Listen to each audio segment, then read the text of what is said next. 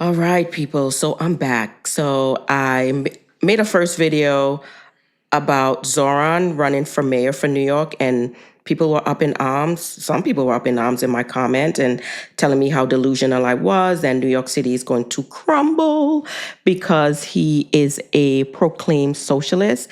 So I just wanted to jump back on. As a New Yorker, and let the people know that we've always had progressive mayors in New York. So it's no surprise that with New York City, we've always been the city of first. We're the city when it comes to pushing boundaries. We're the city for big dreams, and we are the city who like to argue about what fairness really means. So I want to say that it was no surprise that the city's new mayor, Zohran Mamdani, had caused a lot of people to clutch their pearls, be angry and upset, and we're all in a tailspin. So he ran on a bold platform, and his platform is about focusing on housing, public ownership and workers' rights. So some call him the most socialist mayor in modern history. But here's the thing. We've been here before, like I mentioned. A couple of years ago, we had Bill de Blasio, who was a two-term mayor for New York. Bill de Blasio described himself as a progressive. So he ran on the idea of ending what he called tale of two cities. So his agenda was affordable housing, free pre-K, police reform, and he was also seen as a radical. So if you look at some of Bill de Blasio's policies, I implore you to go do your research. It mirrors some of Zoran's policies that he has for New York. So when de Blasio first came into office in 2014, he ran on the promise of making New York fairer for working families. His biggest win for New York City was universal pre-K, giving thousands of children early access to education programs. He also pushed affordable housing, and his goal was building and preserving 300,000 units. He went on to expand paid sick leave. He also raised the wages for city employees, and he worked to reform stop and frisk policing. And you all know who that targeted: Black and brown people who lived in New York. So those were his big achievements. And these goals that he had implemented for New Yorkers, they really went on to make our lives better, right? Back then, critics said that he was anti-business, anti-police, and too focused on the poor. So much of the same things that they said about de Blasio is what they're saying about Zoran. So let's look at some of Zoran's policy. So Zoran, we all know he's a son of Ugandan Indian immigrant. He is a former tenant organizer, and he's one of the most outspoken Democrat socialists in city policies. So Zoran approach builds upon, like I mentioned, a lot of de Blasio's foundation, and he even pushed it out further, right? So he ran on publicly owned grocery stores in food tenants. So city ran grocery stores in food deserts. He also ran on expanding rent control to stabilize communities and free public transportation to reduce inequality and climate change. And also he ran on community control housing so that the people who live in those neighborhoods have a say-so on what's being developed in their neighborhood. So if you take any sociology classes or urban sociology, this is one of the things that they talk about, that people who live in the communities should have a say so on what is being developed in their communities, because rightfully so, it goes on to affect the people that live in those communities.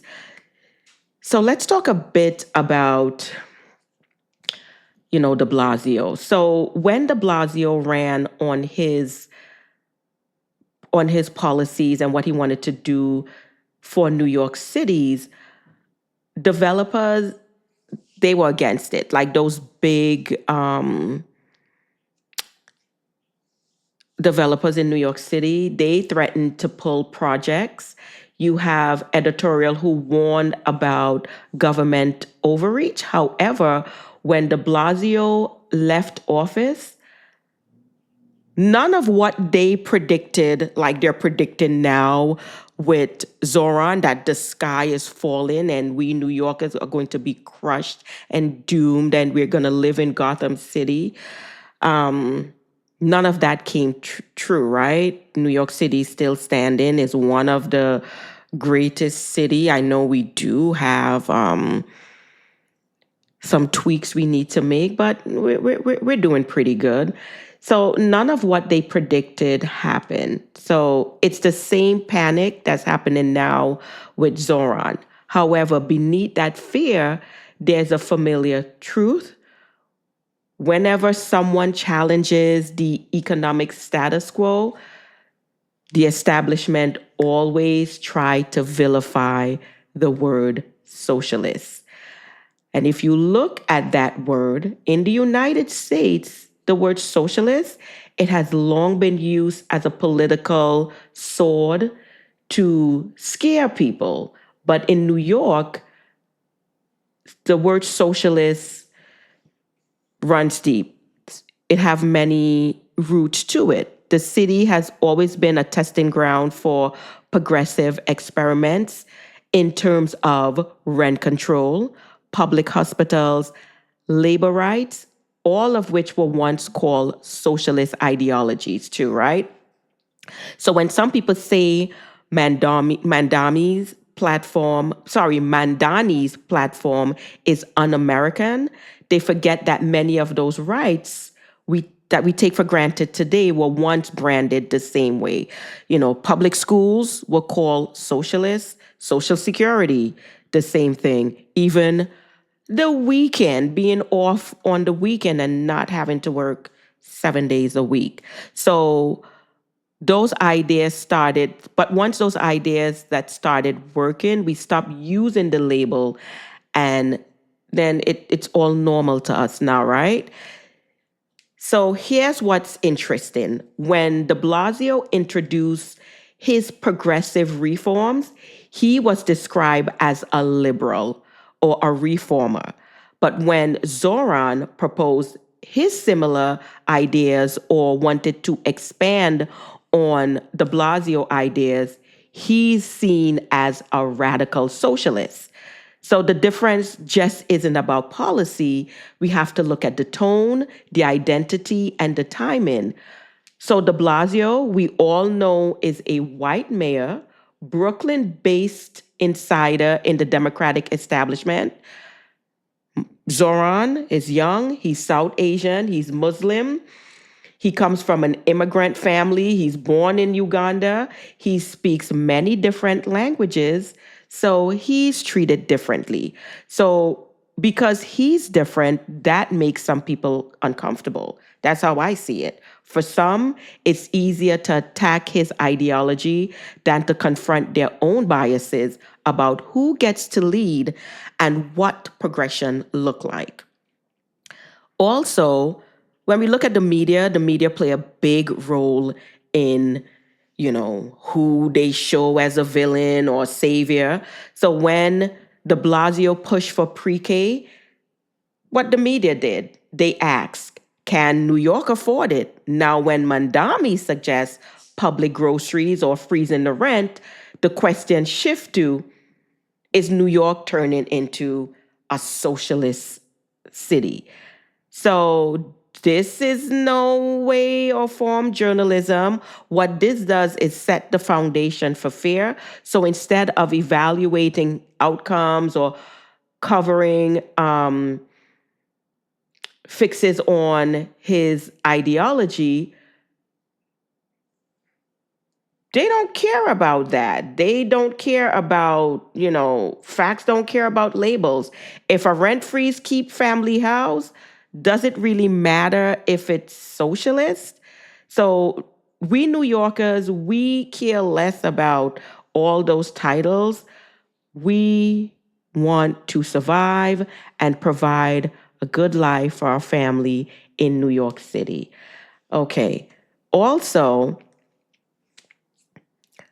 history keeps repeating itself because New York City struggles repeat themselves in terms of unaffordable rent, underfunding schools, corporate greed, food insecurity. When de Blasio was in office, he made an attempt to take on those issues through programs within the system.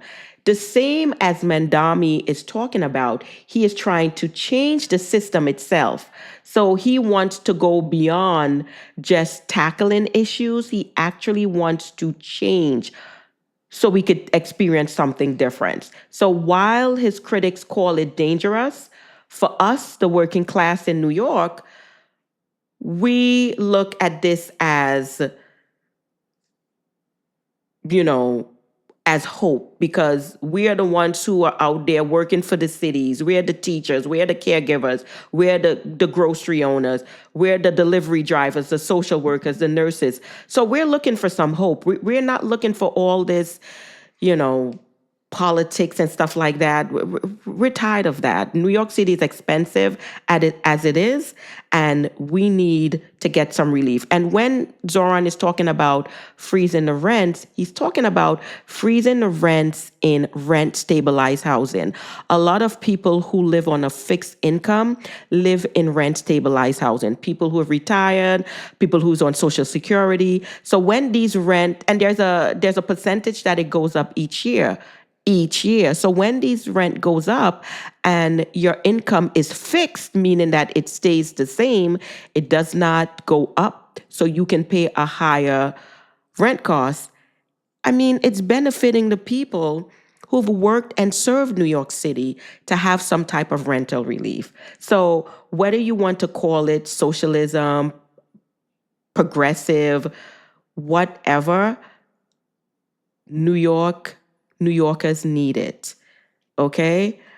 Also, I wanted to add that New York City, we've always have progressive mayors. If you go and you do your research, you will see that a lot of the mayors from de Blasio, John V. Lindsay, Dinkins, they all ran on a progressive platform.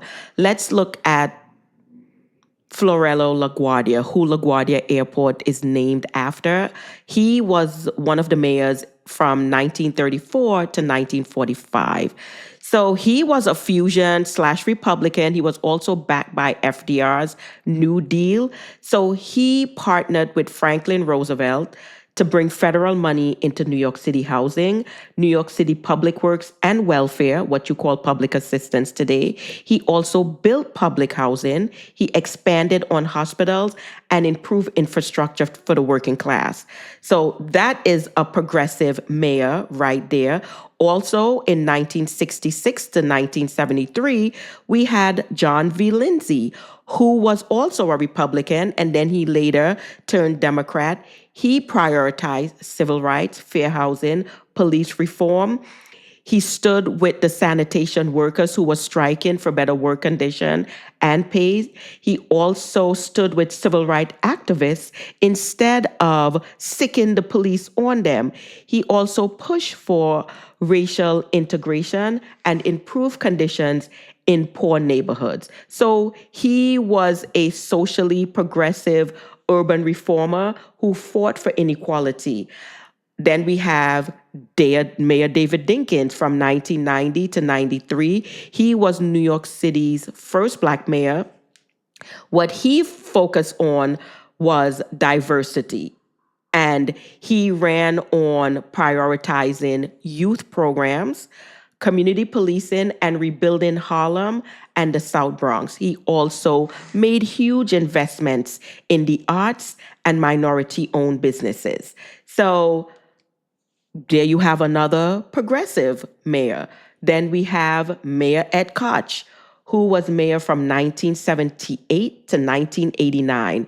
So he worked a lot with reforming some of New York City laws and pushing gay rights and affordable housing. He did that before he pivoted towards being conservative, and he was under a lot of pressure. Now, with Ed Koch, allegedly, he was gay. So I don't know if they were trying to blackmail him to expose his sexuality. However, allegedly, he was gay. However, when he passed away, his estate came out and confirmed that he was gay. So he allegedly was one of New York City's first gay mayor. Now, not to mention, de Blasio held 2 terms in New York City. So he ran again on pre-K, universal pre-K, affordable housing, and he pushed for police accountability.